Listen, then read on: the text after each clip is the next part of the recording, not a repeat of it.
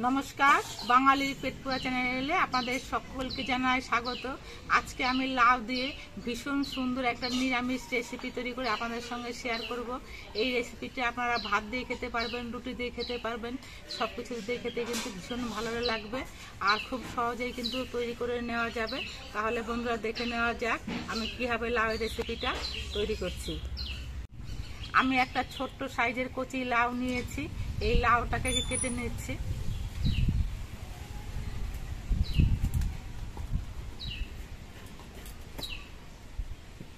লাউটা কিন্তু দেখুন একেবারেই কচি।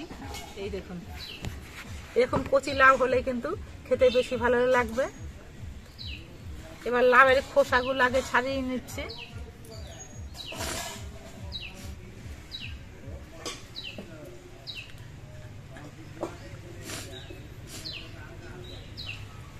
লাউয়ের খোসাগুলো আমি ছাড়িয়ে নিয়েছি। লাউটা কেটে নিতে হবে, তার আগে কিন্তু আমি লাউটা ধুয়ে নিচ্ছি।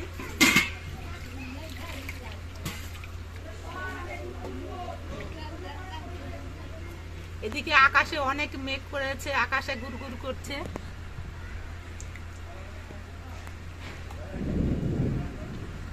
আমি বাইরে ভিডিও তৈরি করতে নিয়েছি, কিন্তু মনে হয় না আমি ভিডিওটা নামাতে পারবো।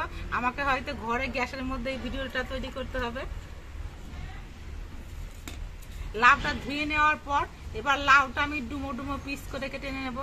খুব সরু করে কাটবো না, আবার অনেক বড় করেও কাটবো না, ছোট ছোট আর ডুমো ডুমো করে কেটে নিচ্ছি।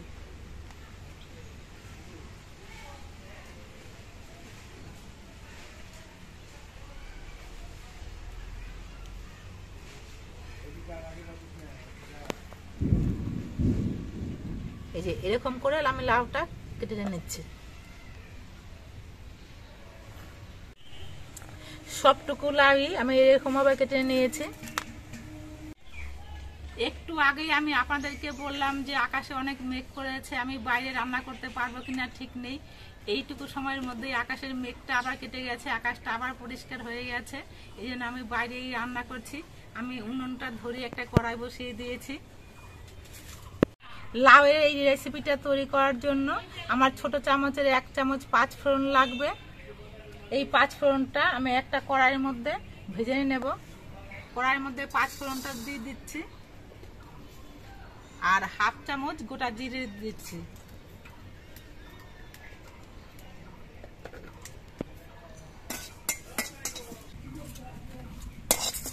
পাঁচ ফোড়নটা নাড়াচাড়া করে সুন্দরভাবে ভেজে নিতে হবে।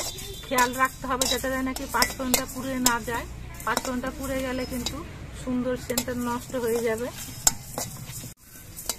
5 ফোড়ন আর জিরেটা বেশ ভালো মতো ভাজা হয়ে গেছে। এটা একটা বাটির মধ্যে আমি নামিয়ে রাখছি।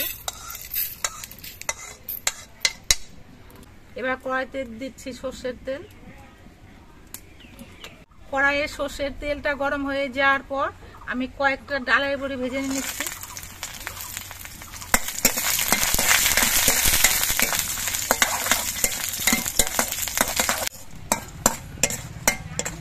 ডালের বড়িটা নাড়াচাড়া করে বেশ লালচে রং ধরিয়ে ভেজে নিয়েছি।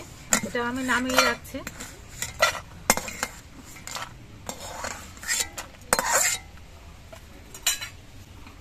কড়াইতে আর একটু সর্ষের তেল দিচ্ছি। তেলের পরিমাণটা একটু বেশি হলে খেতে বেশি ভালো লাগবে। এবার এই তেলটা গরম হয়ে যাওয়ার পর তেলের মধ্যে একটা তেজপাতাকে 2 টুকরো করে দিলাম। 2টো শুকনো লঙ্কা, অল্প করে একটু 5 ফোড়ন, অল্প করে একটু গোটা জিরে আর অল্প করে একটু কালো সর্ষে। এবার এই মশলাগুলো নাড়াচাড়া করে ভেজে নিতে হবে। সব মশলাগুলো তেলের মধ্যে নাড়াচাড়া করে সুন্দরভাবে ভেজে নিয়েছি। ভাজা মশলার একটা সুন্দর সেন্ট বেরিয়েছে। এবার এর মধ্যে আমি কেটে রাখা লাউগুলো দিয়ে দিচ্ছি।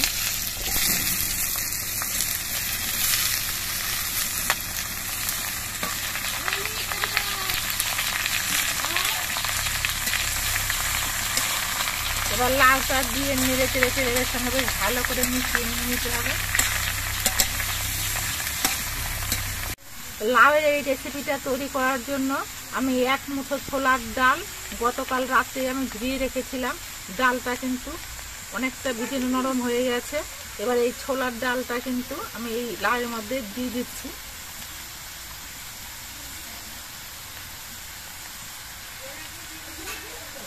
ডালটা দিয়ে নেড়ে চেড়ে মিশিয়ে নিতে হবে।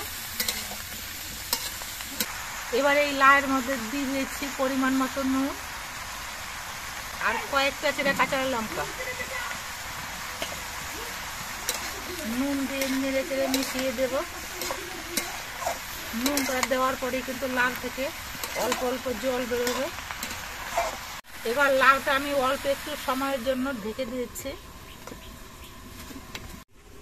লাউটা মনে আস্তে আস্তে রান্না হচ্ছে। এদিকে আমি যে জিরে আর 5 ফোড়নটা ভেজে নিয়েছিলাম সেটা বেটে নিয়ে আসছি।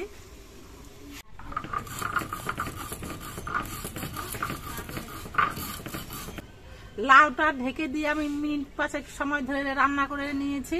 এবার ঢাকনাটা খুলে নিচ্ছি। দেখুন লাউ থেকে কিন্তু অনেকটাই জল বেরিয়েছে।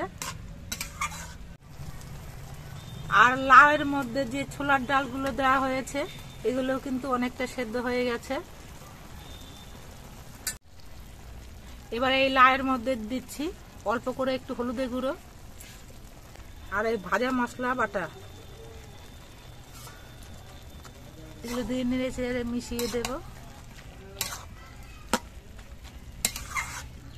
নেড়ে চেড়ে মিশিয়ে দিয়ে আবার আমি কিছুক্ষণের জন্য ঢেকে দিচ্ছি। মিনিট 5 পর আবার আমি ঢাকনাটা খুলে নিচ্ছি।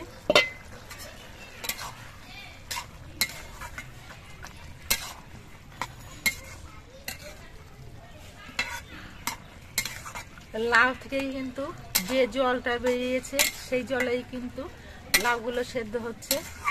আর মশলাটা দেওয়ার সময় মশলার বাটিটা ধুয়ে আমি সামান্য একটু জল দিয়েছিলাম।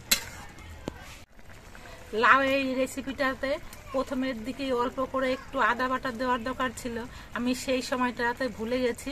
এবার আমি একটুখানি আদার গুঁড়ো দিচ্ছি। এই আদার গুঁড়োটা আমি ঘরে তৈরি করে রেখেছিলাম। আপনারা প্রথমের দিকেই দেবেন, লাউটা দেওয়ার পরে দিয়ে দেবেন এই আদাটা।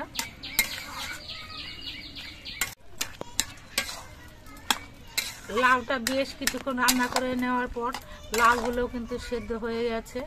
আর ছোলার ডালগুলো সেদ্ধ হয়েছে কিনা দেখে নিচ্ছি। ছোলার ডালটাও সেদ্ধ হয়ে গেছে। এবার এর মধ্যে ভেজে রাখা ডালের বড়িগুলো দিয়ে দিচ্ছি।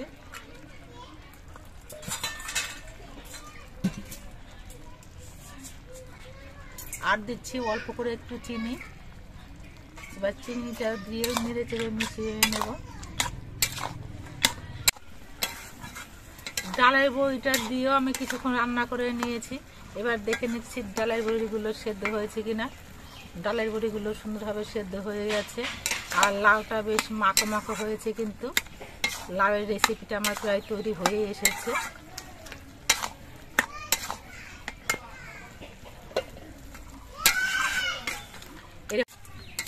লাউয়ের রেসিপিটা এরকম মাখো মাখো হলে কিন্তু রুটি দিয়ে খেতেও ভালো লাগবে, ভাত দিয়েও খেতে ভালো লাগবে। লাউয়ের রেসিপিটা আমার সম্পূর্ণ তৈরি হয়ে গেছে।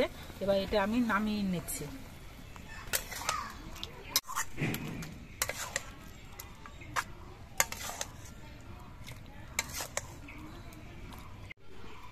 আপনারা দেখতে পেলেন আমি কিভাবে লাউয়ের রেসিপিটা তৈরি করলাম। লাউয়ের রেসিপিটাতে অল্প করে একটু ছোলার ডাল দেওয়া হয়েছে, অল্প করে 5 ফোড়ন ভেজে বেটে দেওয়া হয়েছে।